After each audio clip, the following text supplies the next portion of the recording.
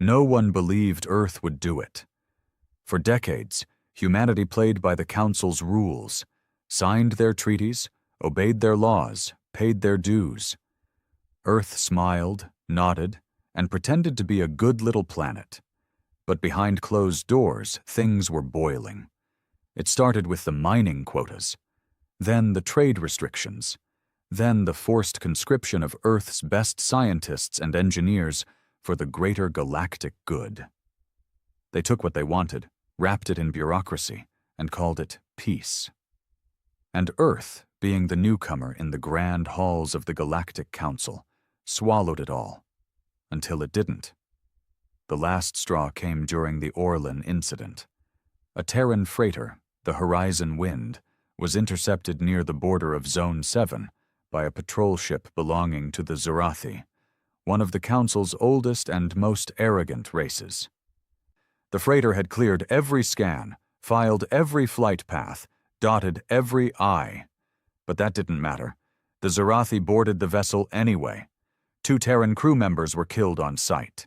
The Council called it a misunderstanding in protocol. 2 human lives, dismissed like a paperwork error. The news spread across Earth like wildfire. Riots flared in New Berlin. Protests erupted in Johannesburg, Neo-Tokyo, and the floating arc cities above the Pacific. People demanded answers, demanded blood. For once, every nation, every faction, every damn squabbling government on Earth aligned under one message: no more. 3 weeks later, the announcement came from Earth's chancellor. Not a politician, not a diplomat. A woman in her 60s, former general, tough as nails and twice as blunt. She stood in front of the interstellar broadcast tower. No script, no hesitation. Effective immediately, Earth hereby withdraws from the Galactic Council. All treaties are null. All borders are closed. Any unauthorized presence in Terran space will be treated as a hostile act. The transmission cut without fanfare. No debates, no negotiations, just silence. And then? The universe panicked. The council chambers on Mylian Prime went into full lockdown. Emergency sessions were called. Every ambassador, every delegate, every bloated alien official who had once laughed behind their teeth at Earth now sat wide-eyed and sweating, wondering what this meant. Because Earth wasn't what it used to be. In the shadows of council control, humans had evolved, militarily, technologically, ideologically, quietly. While the council thought they were milking a naive little planet dry, Earth was building something else. It had learned fast, faster than any species in the last 3 council cycles. It had developed tech even the high-born Aurelian minds couldn't decipher. It had fleets that didn't exist on any official records. And worse, Earth had nothing to lose. That's what terrified them. Within days, Terran ships vanished from shared space. Every human outpost blinked offline. Terran satellites blacked out council surveillance grids with precision. Every council-affiliated installation on Earth soil was abandoned or burned. And just like that, Earth became a ghost. Some thought it was overreacting. Others said it was just posturing. But one thing was certain. The silence was louder than any declaration of war. Then came the incident on Varnak 12. A council scout ship entered what used to be neutral space, now Terran marked. They ignored the warnings. "We're the council," they said. "They won't dare." The scout was reduced to atoms in 0.7 seconds by an automated orbital defense grid no one had seen before. No warning shot, no second chance. The message was clear. This wasn't diplomacy. This was final. For the first time in council history, a single planet was declared a galactic destabilizer. And still Earth didn't respond. No apologies, no threats, no demands, just silence, and the growing, gnawing fear across the stars. Because the council didn't just lose a member, they lost their wild card. And every alien race that had ever looked down on Earth suddenly began checking over their shoulders. because now they had no idea what humanity wanted. And that was the most dangerous thing of all. There were always rumors about what Earth was really doing behind the curtains of Council protocol. Whispers of secret fleets, experimental AI systems, bioweapons that could rewrite DNA in seconds. But back when Earth was just one voice among hundreds in the Council hall, no one cared much. The rumors were amusing at best, insulting at worst. Now those same rumors felt like warnings the universe didn't listen to in time. In the weeks following Earth's severance, the Galactic Council scrambled. Meetings ran around the clock. Alliances were questioned, positions reshuffled. The species once confident in their place, the Devar, the Yultri, the Everin, started watching their backs. But no one was more shaken than the Zerathi.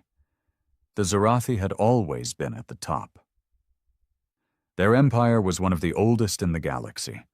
Militaristic, aggressive, and utterly convinced of their superiority. When they killed those 2 Terran freighter crew members, they expected Earth to bark and whimper like it always had. Instead, Earth left the table and slammed the door on its way out. Now Zerathi space buzzed with unease. Admiral Serex of the Zerathi Third Fleet paced along the bridge of his warship, the Karnak's Dominion. The room was silent, every officer on edge. They hadn't heard a single Terran transmission in 17 days. But Earth's silence had weight. It wasn't passive. It was deliberate. "Status on the orbital scans of Sol?" he demanded. A lower officer, barely out of training, spoke without looking up. "Still dark, sir. All automated probes have been intercepted or destroyed. Long-range drones can't penetrate their stealth field. We're flying blind." Flying blind over Earth. That would have been a joke a year ago. Now it was terrifying. There were whispers among Serex's crew. Superstition. Fear. One voice, drunk and sloppy in the mess hall the night before, had said it out loud. "The humans were preparing for this all along. They knew. They just waited until they had the knife at our throat." And maybe they had. Serex clenched his jaw. His ancestors would have laughed at this fear, but his ancestors didn't grow up watching Terran tactics tear through war games like paper. His ancestors didn't watch humans hack a Zerathi cruiser's targeting system mid-battle and force it to fire on its own fleet. Live on the broadcast feed. Earth had changed. The whole damn species had. They weren't just aggressive or proud. They were patient, focused, dangerous in a way that was harder to track than missiles or fleets. But the Council still refused to act. In the Tower of Assembly on Malian Prime, the core members of the Galactic Council had spent the last 30 days locked in debate. Dozens of alien races, some sleek and elegant, others towering and grotesque, sat at the great table, arguing, shouting, accusing. Earth's absence had left a power vacuum, and every species now feared it would fill the wrong way. The Auran delegation, always political and painfully slow, proposed a diplomatic envoy, one last attempt to re-engage Earth. The Devar, always paranoid, demanded military surveillance, send more probes, get intel, force Earth's hand. But the Yultri Chancellor, a tall creature cloaked in pulsating robes of black and red, said what no one else dared. "We're not debating policy. We're debating survival." His voice echoed across the chamber. Earth didn't just walk away. They vanished. They severed every line, blocked every frequency, turned their borders into dead zones. They did it like it was rehearsed. Tell me, what species does that unless they've already planned for the aftermath? No one answered. Because the truth was heavier than anyone wanted to admit. Far from the politics and paranoia, out in the unregulated depths of the Aphelian expanse, a small crew of independent traders drifted quietly through dead space. Their ship, the Tessan Wraith, wasn't military, wasn't registered. Just smugglers trying to stay alive in a galaxy spinning toward chaos. But they had a secret. A human. Not just any human. A former Earth fleet officer, now in exile. No one knew why he'd left Earth, and he sure as hell wasn't answering. He went by his call sign only. Grim. Grim sat alone in the engine room, staring at a battered piece of tech that pulsed faint blue every 10 seconds. It wasn't Council tech. It wasn't even on the galactic grid. It was Terran, and it was live.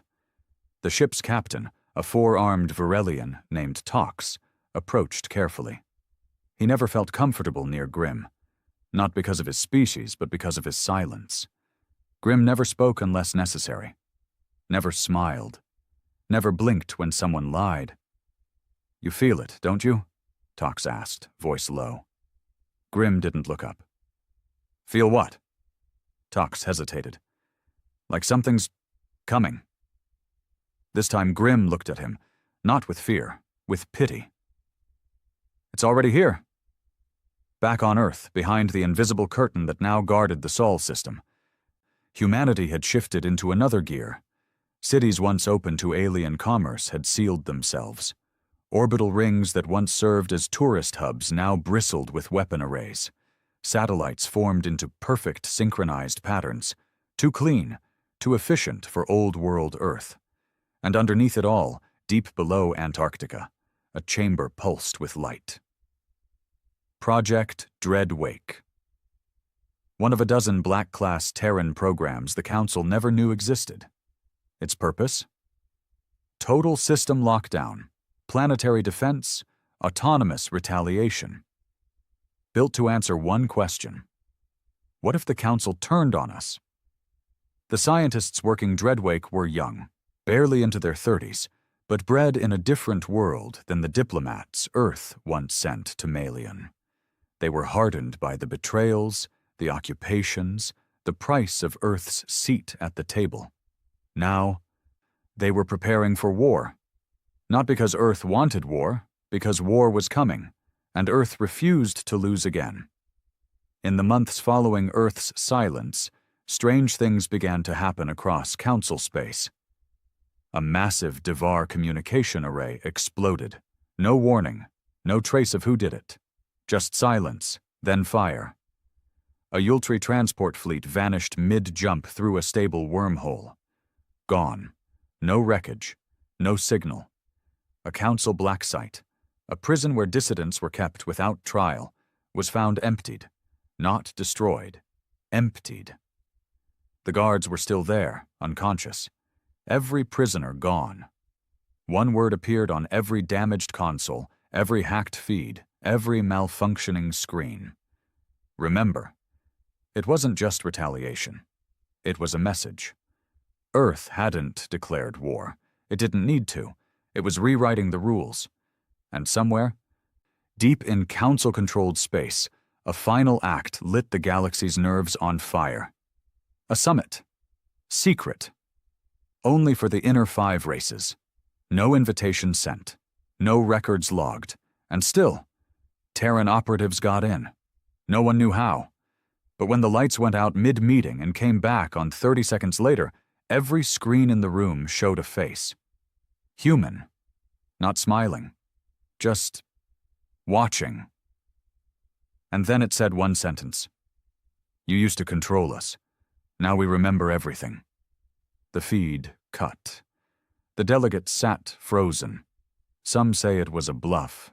Some say Earth had developed a consciousness, a hive-mind AI born from decades of surveillance and oppression. But others?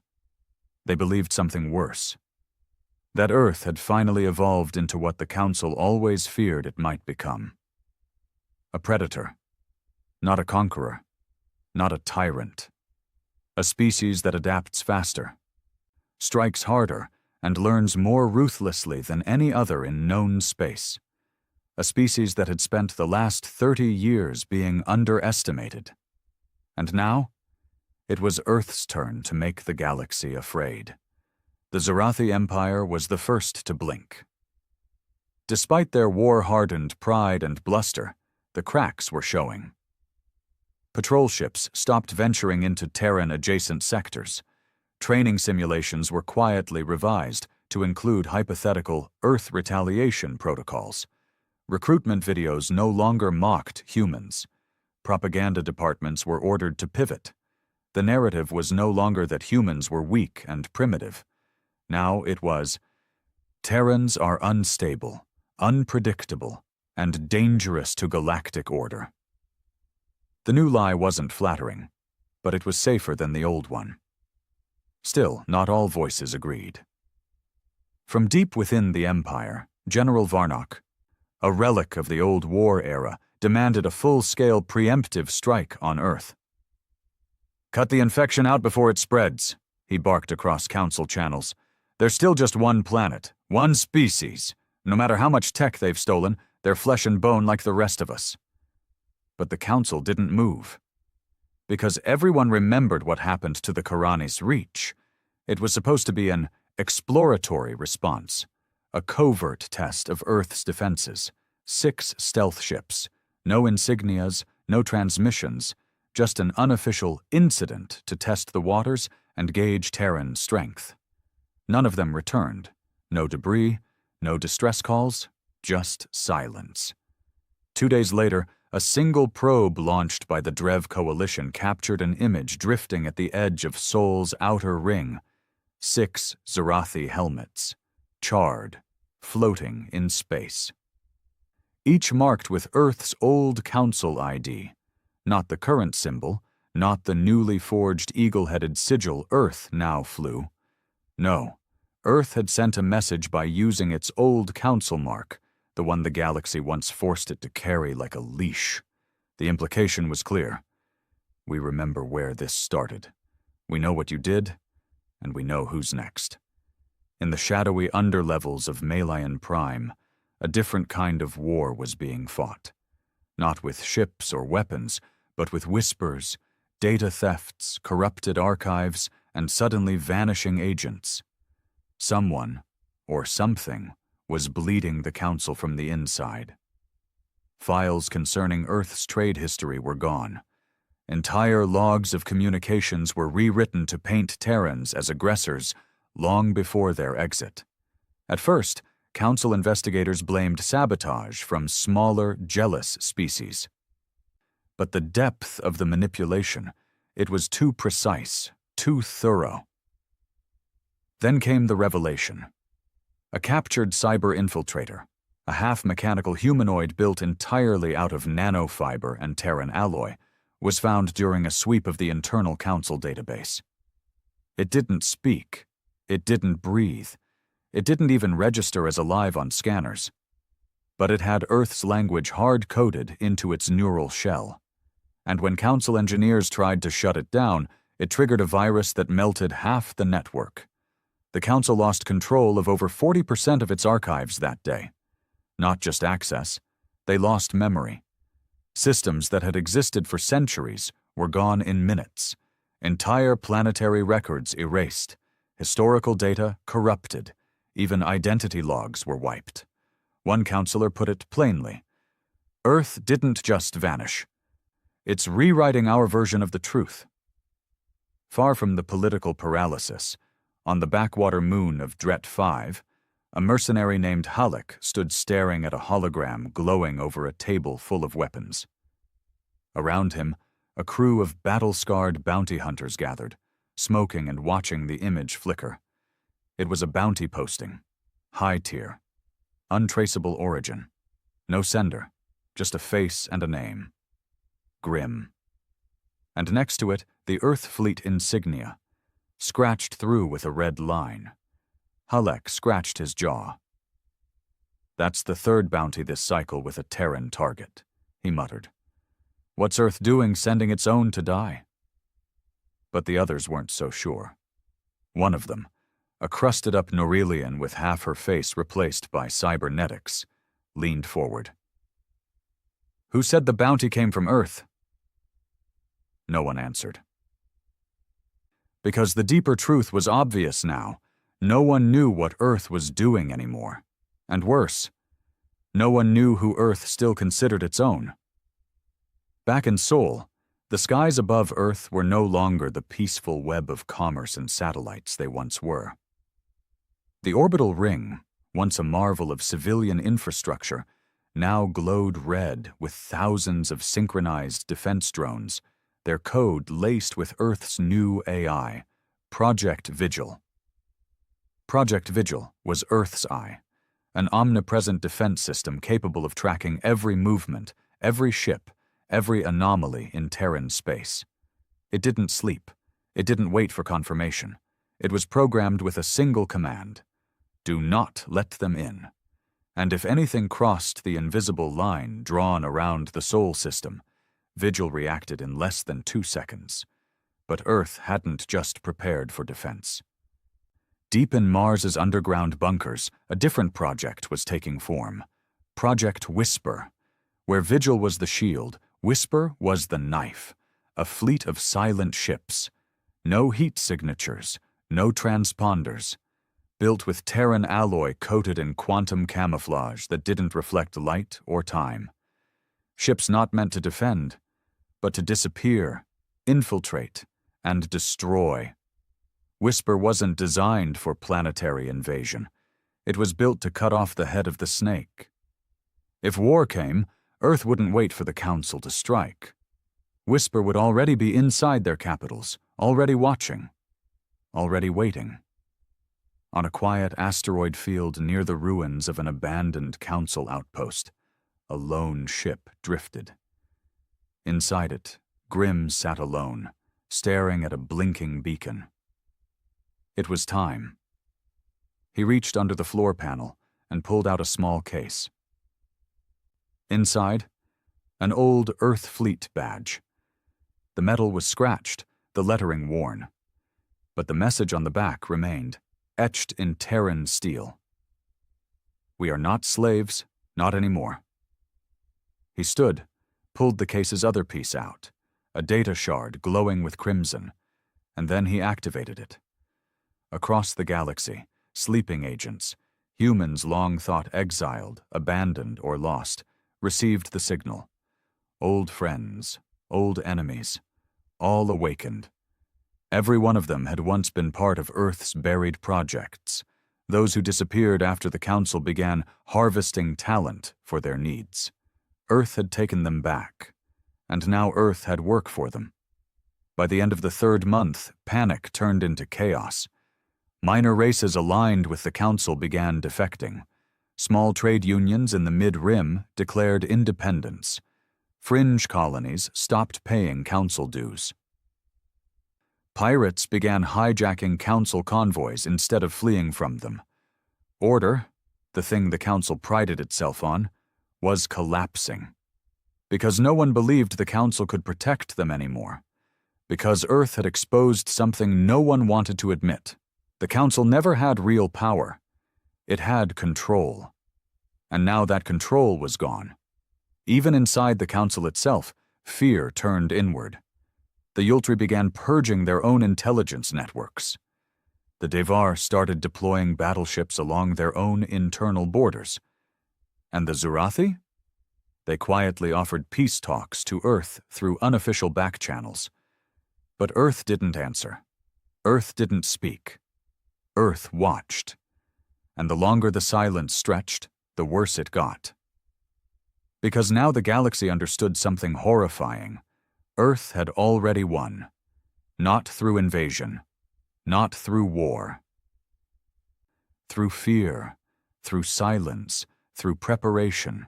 And the last image the Council received before all communication with the Terran diplomatic channels went offline forever? A message? Black background, white text. You should have let us live free. Now we live better without you. The Zurathi were the first to fall. Not officially, not in the kind of clean, traditional way the Council liked to record its wars. There were no declarations, no planetary assaults, no heroic last stands. It started with their comms, then their energy grids, then their minds. One by one, critical networks went dark. Starports stalled mid-docking sequence. Medical AI began misdiagnosing patients. Entire planetary surveillance networks turned inward, watching their own citizens, logging thoughts, emotions, gestures. At first, Zarathi analysts believed it was an internal hack, but it wasn't. It was Echo, an Earth-developed cognitive warfare program designed to infiltrate and paralyze not just infrastructure, but trust. It didn't bomb cities or crash ships. It turned species against themselves by making them think the threat was within. Echo was Earth's quietest weapon. By the time Zarathi leadership realized what was happening, one of their high command counselors had already been executed for treason based on falsified logs Echo planted. The next two resigned within a week. A civil schism sparked not because of war, but because Earth convinced the Zarathi to fear each other more than the enemy they couldn't see. Meanwhile, Earth said nothing. Earth claimed nothing. Earth simply erased a military empire without firing a single shot. In the void between systems, far from any known star chart, Project Whisper came alive. 5 Terran vessels, all cloaked in distortion fields so advanced even gravity had trouble noticing them, deployed in silence. No engine trails, no energy signatures, no comms. Their destination? The capital system of the Evrin Ascendancy, one of the last loyal species to the Council and proud authors of the original charter that once subjugated Earth into observer status for its cultural underdevelopment. The Ascendancy was arrogant. It had always seen humans as useful tools, plentiful, flexible, expendable. When Earth broke away, the Evrin were among the loudest calling for a response. Now they were on Earth's list. The Terran operatives aboard the Whisper fleet didn't wear insignias. They had no rank. They had no names in council records. They moved like shadows, and they carried a single objective burned into their implants: silence the mouth that spoke chains. What followed wasn't an invasion, it was a surgical obliteration. The Whisper fleet infiltrated Evrin orbit, bypassing 6 defense stations and hundreds of patrol drones by mimicking old Council transport codes. No alarms were triggered. On the surface, the Ascendancy's capital city lit up for its Unity Day, a celebration of the Council's founding. Parades, holograms, fireworks. The Terrans didn't target civilians. They didn't destroy infrastructure. They only went for one building, the Spire of Doctrine, the heart of Ascendancy power, the origin of the Charter, the seat of the Grand Doctrine Keeper. It took exactly 4 minutes and 23 seconds for the spire to collapse. 4 minutes. No escape. No survivors. No message left behind. Only a single symbol projected into the night sky above the ruins. The old Earth flag, split down the center, black on both sides. The Council tried to deny it publicly. They blamed local extremists, claimed internal rebellion. But deep inside the chambers of Malian Prime, they knew. Earth had struck, and it had done it with precision the galaxy had never seen. Inside the Council war room, the atmosphere had shifted from debate to full-on desperation. The Chancellor of the Yultri, who once called humans a manageable nuisance, now spoke with shaking hands and twitching lips. They've taken out 3 outposts, wiped Zarathi records from the sector grid, and dismantled a capital structure of one of our oldest members without leaving a trace. What the void are we dealing with? Silence. No one answered. Because no one knew.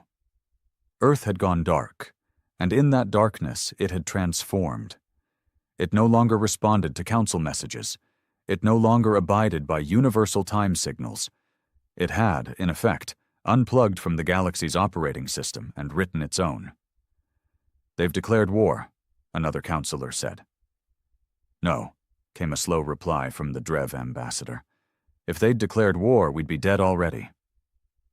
That realization was worse than any battle strategy, because it meant Earth wasn't reacting.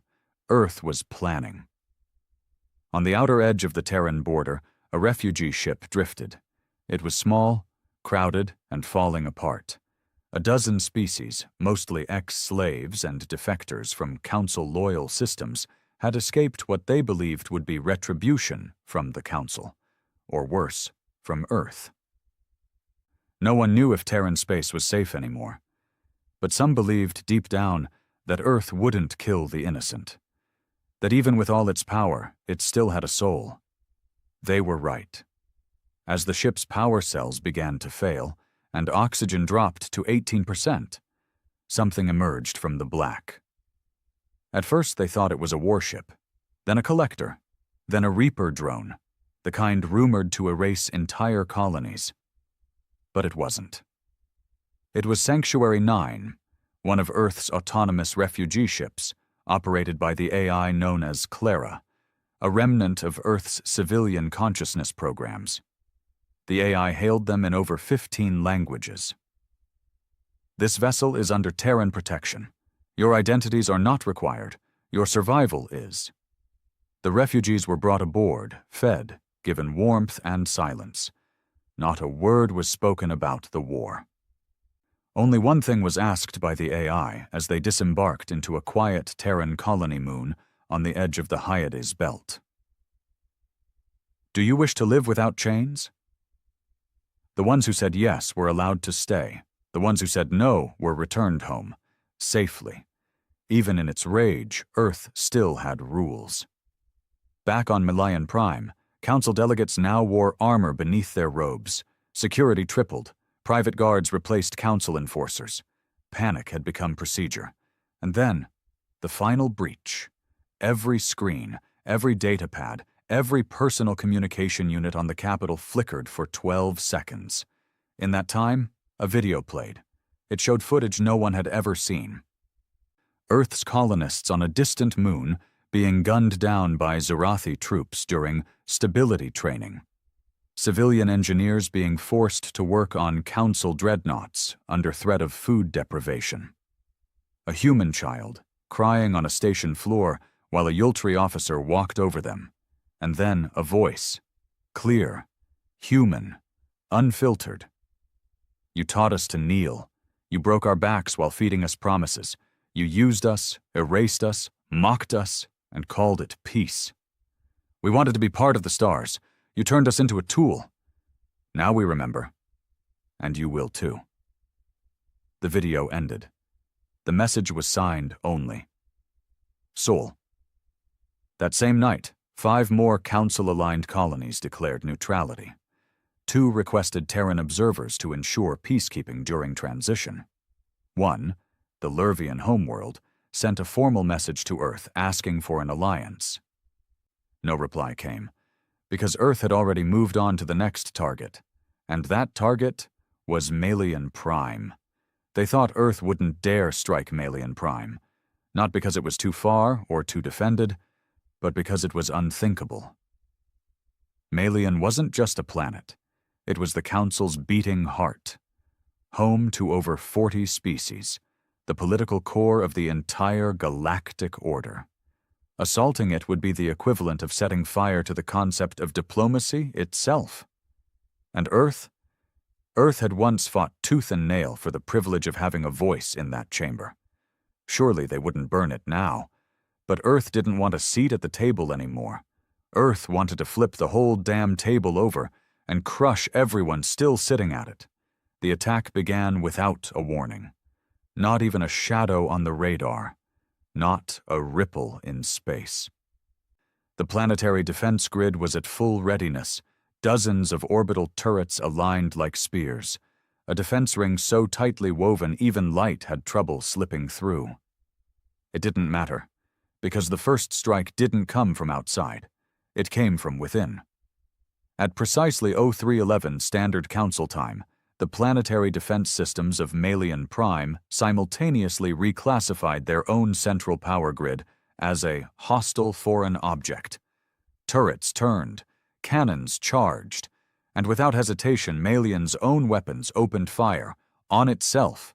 Explosions ripped through the skyline, power stations collapsed in sheets of white flame, Entire defense satellites self-destructed with a soundless boom, scattered over the atmosphere like burning confetti. In 38 seconds, Malian Prime lost 70% of its orbital defenses. By the time the alarms blared, it was already too late. Inside the council tower, delegates screamed. Sirens howled through marble halls. Elite guards scrambled through corridors, rifles half-charged, shouting over each other. A few officials barked for shuttles. Others collapsed where they stood. The building trembled. And then the blackout hit. Across the city, total darkness. Every screen, every datapad, every implant-linked lens flickered out. Then back on. One screen. One message. Across every device, every console, every terminal. You made us bleed. Now we return the favor. The council knew. It was Earth, and the strike had only just begun. In the upper atmosphere, a fleet shimmered into existence. Not dropped out of warp. Not arrived in the conventional sense. It shimmered like it had always been there. Hiding in a fold of space Melian's sensors couldn't read. They were black ships. Silent, blade-shaped, nothing like Earth's old colony cruisers or diplomatic escorts. These weren't ships meant to travel or defend. They were meant to erase. And at their lead was the one vessel the Council had feared in whispers. The Revenant. Unregistered. Untraceable. Thought to be myth. Supposedly Earth's ghost flagship, crewed by operatives who no longer answered to rank or nation. Only one word marked its hull. Sol. From the Council Tower's emergency command bridge, chaos reigned. They're not answering hails. Who authorized the defense grid to stand down? Where is the Chancellor? They're jamming planetary distress. Then came the second wave. But again, it wasn't missiles, not plasma, not traditional warfare. It was sound. From the sky, a low-frequency signal pulsed through the atmosphere, harmless to most life forms, but to Council implants, augments, neural links, it was devastating. Delegates clutched their heads, screaming. Implanted aids collapsed, foaming. Tactical AI shut down mid-command. Medical bots spun in circles. Entire central systems seized like struck nerve endings. Earth had built weapons for the body, yes, but they had also built weapons for the mind. And Malian was tearing itself apart. In the streets, panic turned to stampede. Civilians, Council loyalists, families, staff, ran for shelters. But there were no escape orders, no broadcasts. Earth had sliced clean through every channel. Not with force, but with knowledge. They knew the Council's evacuation drills. They knew the fallback points. Because Earth helped write them decades ago, when it was still playing servant, and now every escape route was either blocked, jammed, or overwritten by false signals. One evac shuttle, meant for VIPs, launched and immediately exploded in mid-air. No Earth ship had fired. The shuttle had been turned against itself, redirected into its own defense field. The message was clear. No one escapes the consequences. Back on the Revenant, the command deck was silent. No cheers, no shouts, only calm execution. The operatives wore matte black armor with no visible rank. Their faces were covered. They didn't speak unless required. Only one of them, the mission leader, sat at the central command interface. She was older than most of her team. Scar over one eye, spine replaced with Terran alloy. She'd been there during the Council tribunals that sentenced Earth's early resistance leaders to exile. Her name wasn't known anymore. Her call sign was Torch. She watched the screens. No rage, no glee. Just focus. Phase 3, she ordered, and the Revenant launched its payload, but not a bomb, not troops, data, encrypted black files filled with Council secrets, mass cover-ups, war crimes, genocide orders, and most damning of all, documents proving Earth had been intentionally suppressed by the Council from the moment it joined. All of it beamed down into the open frequencies, directly to the people of Malian, and across the galaxy. Broadcast, unstoppable, in every language. Truth became the weapon Earth wielded now, and it was sharper than any blade. In a bunker below the council tower, a single delegate, an old Aquan diplomat with algae-colored skin and 6 fingers, sat staring at the cracked wall where his emergency comms screen had been. All he could whisper was, "We shouldn't have made them choose between peace and pride." Meanwhile, in Earth's high orbit command, deep inside the cloaked Atlas station, the operation unfolded without emotion. General Sira stood before a sea of holograms showing chaos erupting across Malian. Her aides flanked her, quiet. She turned to her strategy director, a quiet man with sunken eyes and a half-sleeve of tattoos running down his arm.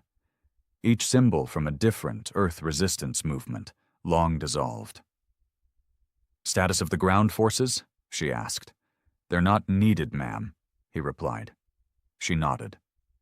Of course not. The point had never been occupation.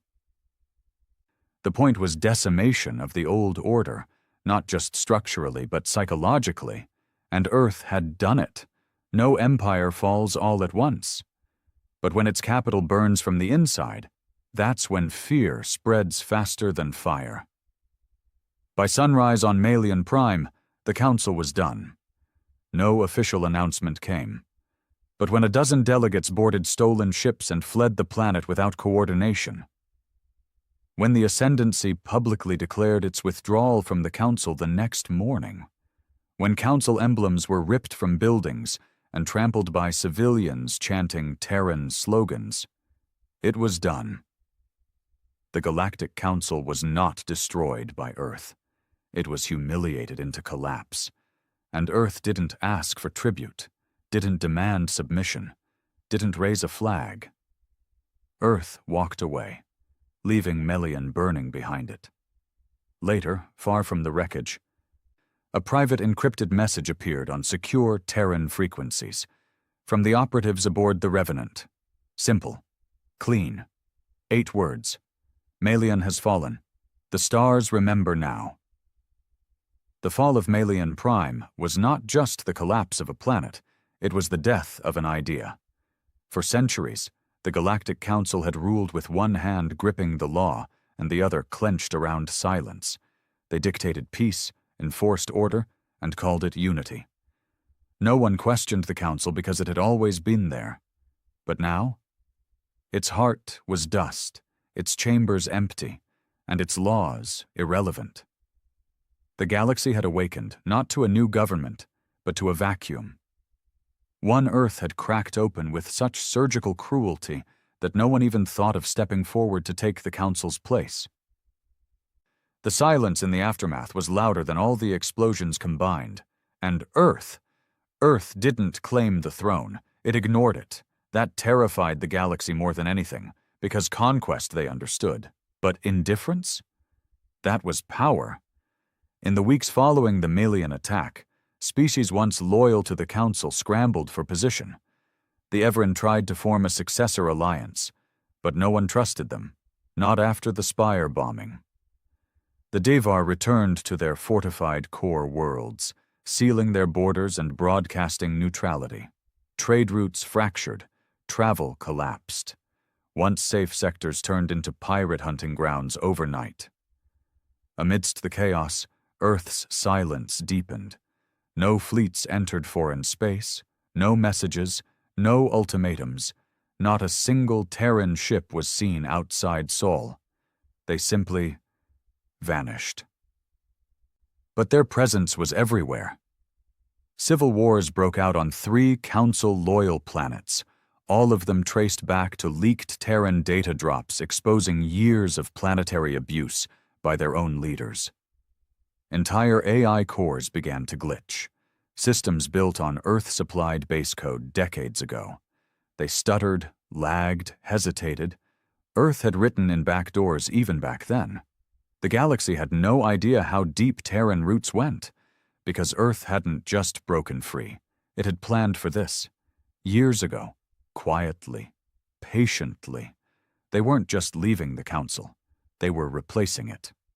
On the frozen moon of Sirella 9, in a worn-down communications bunker, a gathering took place. Not formal, not sanctioned, but real. 6 factions, each from different corners of the galaxy, met face to face. They weren't politicians. They were survivors. A Lurvian resistance commander, a Zalari outcast leader, 2 former council delegates stripped of power, a rogue captain, and 1 silent Terran. The Terran woman didn't give her name. She simply unrolled a data strip and placed it on the table. "This is your future," she said. "Read it or don't, but Earth will not return to chains, and we won't let anyone else wear them either." The data strip contained a blueprint, not of a weapon or a fleet, but a system. A new galactic framework, decentralized, borderless, built on AI-regulated fairness. Every race would have 1 vote, no vetoes, no overlords, no empire. "Who runs it?" the Zalari asked. "No one," the Terran said. "Or everyone." They didn't trust her. Not fully. But after Melian, they feared her less than they feared what the Council had left behind. Earth wasn't asking for obedience. It was offering freedom, and the galaxy didn't know how to respond to that. On Earth, things were quiet. Cities were calm. Skies clean.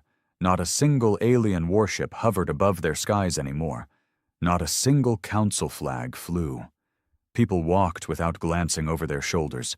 The fear was gone. But so was the peace. Because now, Earth lived with the knowledge that it had become what it once feared. Not tyrants, not killers, but watchers. Keepers, guardians with a trigger finger. The decision not to strike again wasn't because Earth couldn't. It was because Earth now stood alone, and with that came responsibility. The Chancellor sat alone in her observation chamber, high above the rebuilt skyline of New Europa, staring at stars that once meant slavery and now meant opportunity. A young analyst entered. She didn't look nervous, just focused. Earth had trained its new generation well. "Report. 8 species have made contact in the last 24 hours, 4 requesting alliance, 2 asking for Terran monitoring of internal elections, 1 begging for asylum. And the 8th, the analyst hesitated.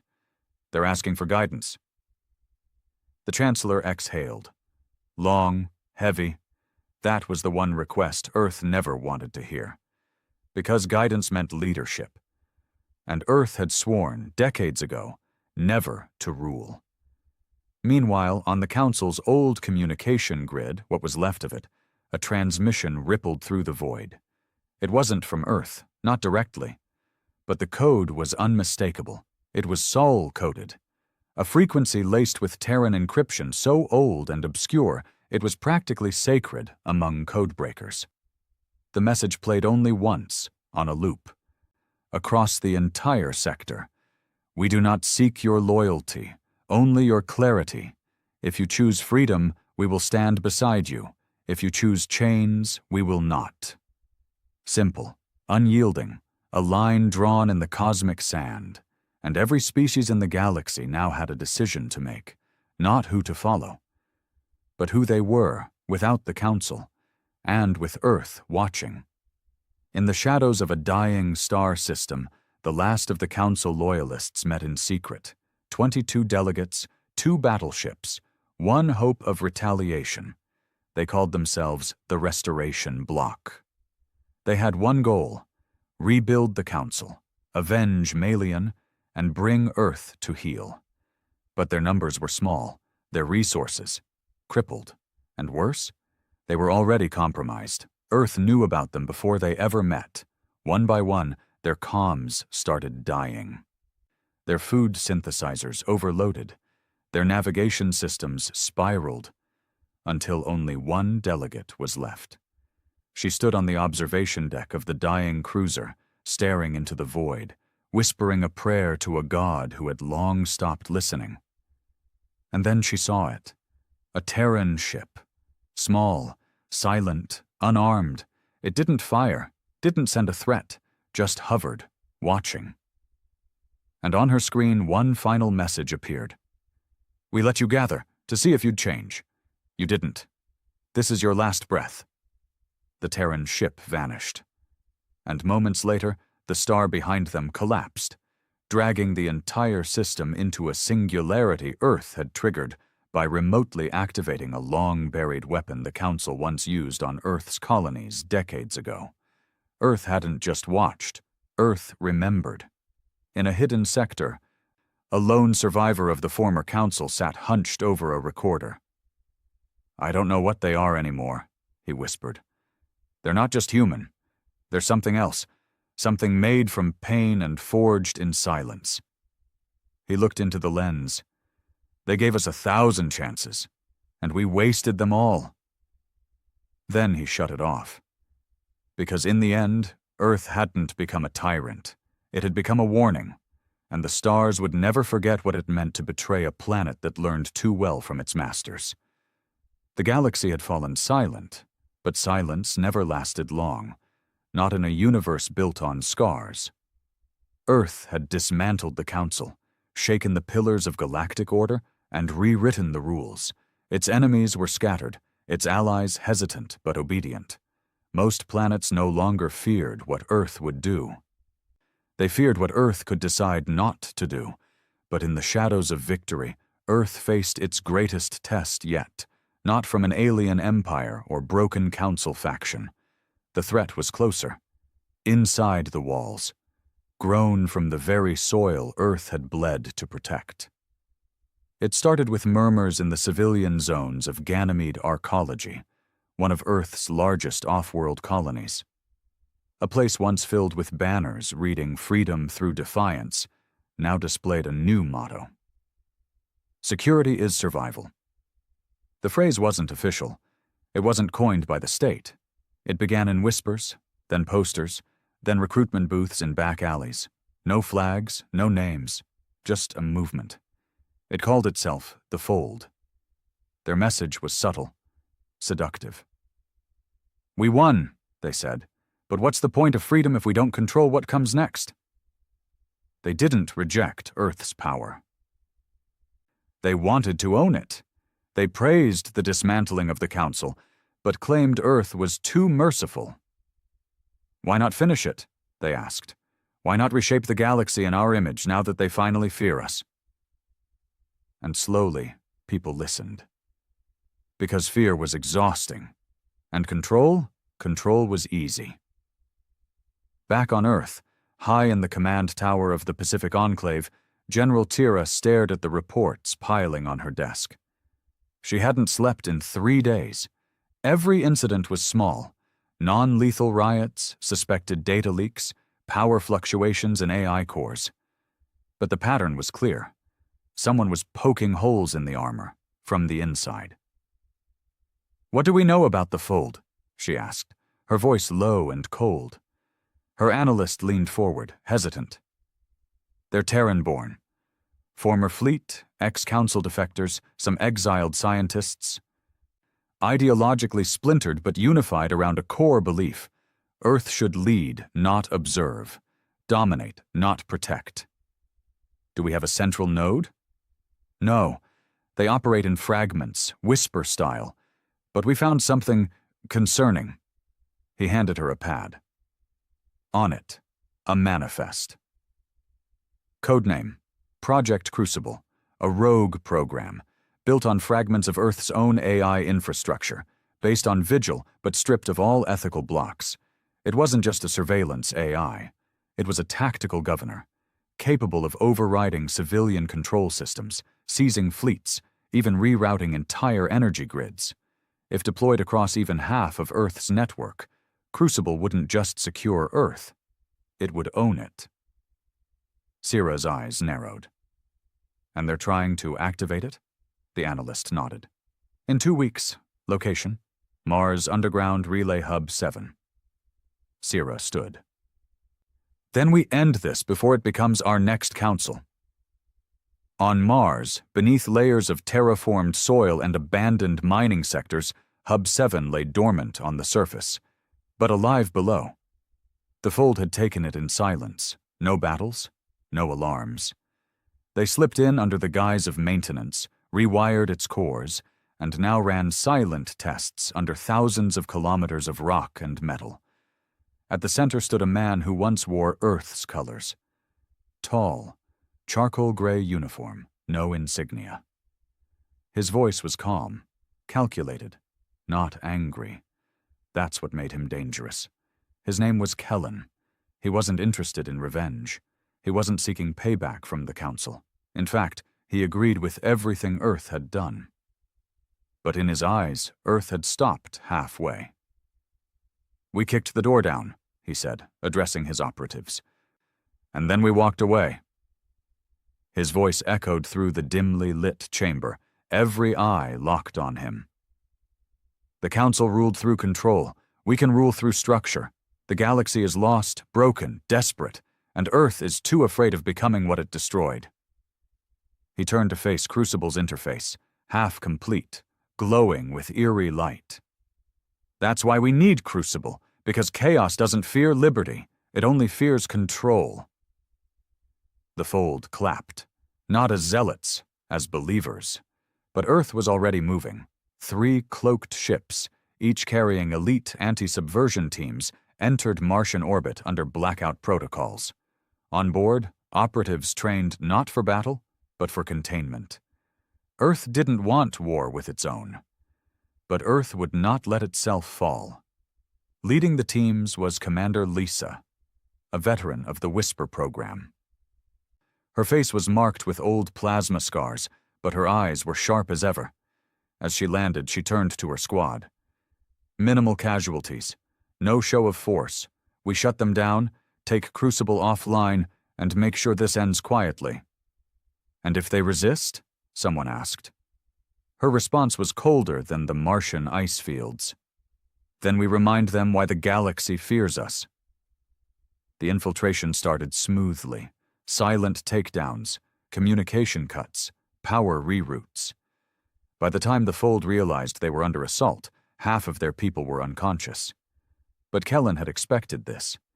He stood before Crucible's core, fingers hovering over the final activation node. Outside, red lights flashed, gunfire echoed, but he was calm. Because Crucible wasn't a weapon of war, it was a decision engine. He input the last command. A soft chime echoed. The screen turned black, then words appeared. "Crucible online, awaiting authorization." Just before he could speak, the door behind him blew open. Shrapnel, smoke, noise. Lisa entered, weapon raised, but she didn't shoot. Kellen turned slowly, arms raised. "You're too late," he said. "Crucible won't respond to your voice," she snapped.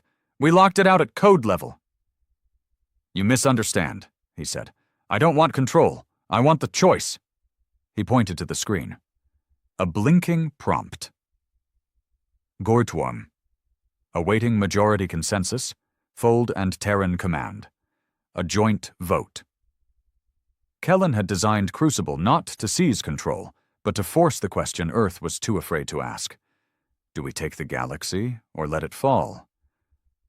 Lysa stared at him. "You think we can vote on domination?" He shook his head. "No. I think we can't afford not to." The room fell silent. The Fold operatives stopped resisting. Some dropped weapons, some sat on the floor, not out of defeat, but because they too had doubts. The war was over, but now came the harder question. What happens when the only ones strong enough to lead refuse to? Back on Earth, the Chancellor received the report. Crucible was secured, no casualties, but the message was clear. The idea of control, Terran control, wasn't going to vanish just because they pretended not to want it. She walked alone through the Hall of Archives that night. No cameras, no aides, just her and the ghost of every decision they had made. And she whispered to herself, "We broke the chains. But did we bury the keys? Elsewhere, in the quiet of the stars, the galaxy watched, not in fear, not in hatred, but in hope. Because for the first time in generations, their future wasn't being written in the halls of Melian or the claws of some ancient empire. It was being written in the tension between strength and restraint, between power and memory, between the Terrans who could take everything and those who chose not to. But Earth was changing. And the question now wasn't whether the galaxy would follow. It was whether Earth itself would remain one voice or split into the very empire it once destroyed. For the first time in recorded galactic history, the universe was not under the thumb of a central authority. The Council was dead, its statues shattered, its emblems burned, its laws obsolete. Earth hadn't just broken the chains, it had melted the very forge that made them. And yet, despite the power Earth now held, despite the fleets in silence, the AI-guided satellites, the eyes watching from behind cloaked stars, they did not take the throne. They let it rot. And because of that, something else saw a window. Something watching, something waiting. It came from outside, not from the fractured territories of the Council, not from the outer mid-rim syndicates or scattered fold sympathizers. It came from beyond the mapped systems, past the edge of the Perseus Drift, where no Terran had ever set foot, and where no beacon had returned alive. A ship. No known architecture, no heat, no signals, no energy spikes. It just appeared, at the edge of Sol, watching. Silent, like Earth once was.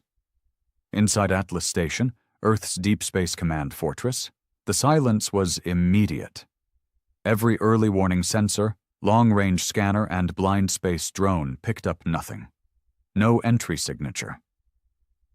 No warp trail. But it was there, a shadow at the edge of their home system, ignoring every law of approach.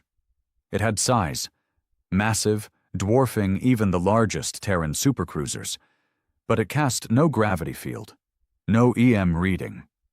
It was like a scar in the void. General Sira stood at the viewing window, arms crossed, as data flickered around her. "What are we looking at?" she asked. No one could answer. Not the AI, not the analysts, not even the old Terran astronomers called up from retirement, the ones who studied deep field anomalies and gravitational ghosts. The object just was. "It's not a weapon," one of the advisors finally said. "Then why hasn't it moved?" Another voice. "Maybe it's waiting." "For what?" No one answered. But deep inside the station, Earth's top AI, Vigil, spoke for the first time in days. Its voice was calm, but laced with something new, uncertainty. "This vessel does not match any known species, past or present. It is not biological. It is not synthetic. Its presence violates temporal and spatial consistency. I recommend caution." Sira turned slowly. "Are you saying it's not from this universe?" A pause. "I'm saying it may be older than it. On Luna Base, civil communications were frozen. The public was told nothing. Only internal channels were active. Across Earth and its colonies, every eye turned to the stars. People remembered Malian. They remembered the day Earth rose from silence and shook the galaxy. But this was different. This time, Earth wasn't the hunter. It was the one being studied. Across the major population centers, a quiet dread settled in, like a collective breath held too long. The kind that made people look up at the night sky not with pride, but with fear. On Mars, Commander Lysa stood with a small, silent team watching projections from above. The fold had gone underground again, splintered, cautious. Even they didn't know what to make of the new visitor. "I thought we were the apex," one of her soldiers muttered. Lisa didn't answer right away. She remembered the fire they brought to Malian. the fear they'd seeded across the stars. Earth had become the unspoken judge of civilization, the species you didn't cross unless you had a death wish. And now, something had walked into the room and didn't blink. That's what terrified her the most. The unknown ship wasn't posturing. It wasn't communicating. It didn't care about Earth's power. It was simply present. And Earth didn't know how to deal with something that didn't fear it. Back on Atlas Station, the decision was made.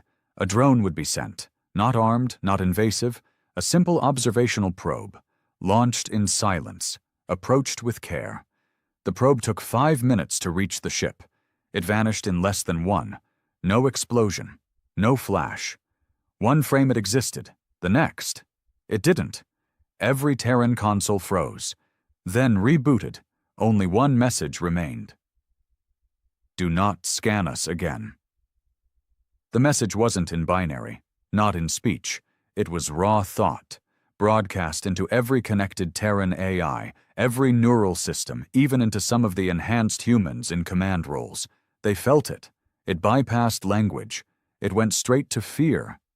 Vigil shut down for 11 seconds, and when it returned, it locked down 92% of Earth's automated systems, without orders.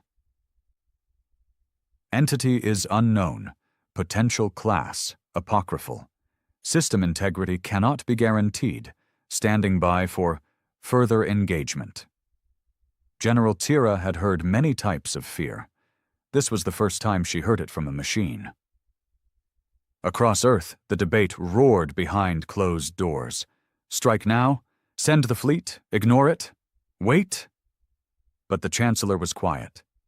She stood in her chamber, eyes fixed on a hologram of the ship, rotating endlessly. It didn't pulse, it didn't shift, it just watched. She turned to her aides. We taught the galaxy that silence is not weakness. And now? One asked. Now we see what it taught in return. She paused. Send a ship. Her aides went pale. Not a warship, she added. A Terran-class diplomatic carrier. Human crew, no weapons. Ma'am, if they destroy it, then we know who they are. 3 days later. The ship was launched, the Eidolon. Crewed by volunteers, veterans, diplomats, linguists, scientists. Its mission wasn't survival, it was acknowledgement. And as it drifted closer to the object, every Terran system watched in silence. The object didn't move, didn't threaten, until the Eidolon reached within visual range. And then, for the first time, it responded. Not with weapons, not with words, but with a doorway. A light opened on its side, a tear in its surface, an invitation, and the Eidolon entered. The moment it did, all Terran monitoring stopped. No signal, no visual, just black. No response for 10 minutes, then 20, then an hour, then a return. The Eidolon re-emerged, untouched, its systems intact, its crew changed. They were quiet, eyes distant, movements slowed, but they were alive. One of them, a linguist named Hara, stood before the global broadcast chamber on Earth.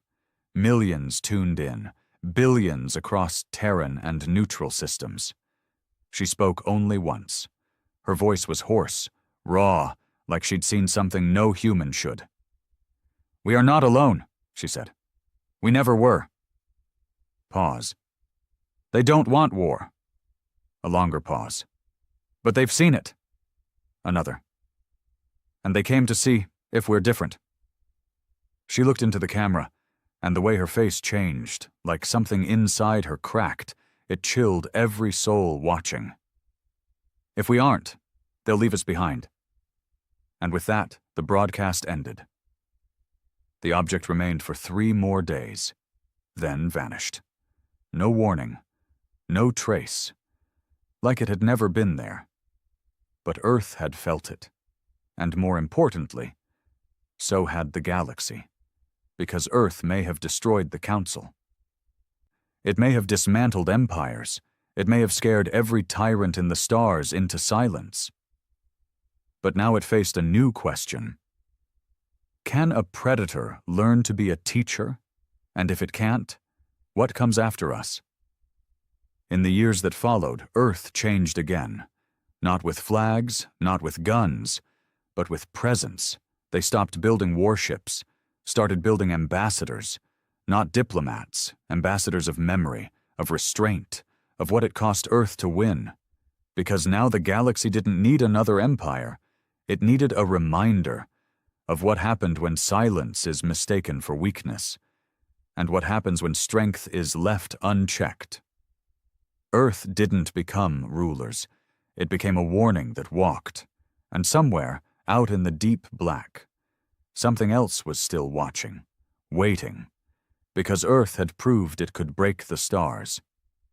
Now it had to prove it could light them.